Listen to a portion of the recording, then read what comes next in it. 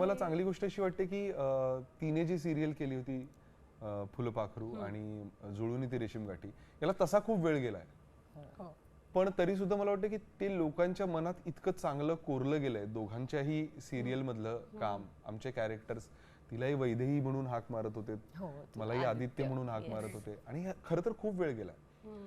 तर कदाचित आम्ही ते जे काही आम्ही त्या सिरियल मधून आम्हाला मिळालंय ते टिकवण्याला आम्ही थोडंफार म्हणजे हातभार लागलाय आमच्या बाजूने, आणि लोकांकडून आम्हाला ते प्रेम अजूनही मिळतंय याचा आम्हाला खूप जास्त आनंद आहे. टेलिव्हिजनला श्रेय द्यावं असं वाटतं, कारण तिथे मिळणारी जी पॉप्युलॅरिटी असते, कारण तुम्ही दररोज प्रेक्षकांच्या घरात जातात, त्यांच्या घरातले होऊन जातात, फॅमिली होऊन जातात, तर ते मला वाटतं तेही तितकंच ते आहे. पण ते दरवेळेस नाही होत ना, त्याच्यासाठी पण एक मॅजिक घडावं लागतं तुम्हाला. तुमच्या टीमवर तुम्हाला डिपेंडन्सी आहे या सगळ्या गोष्टींसाठी.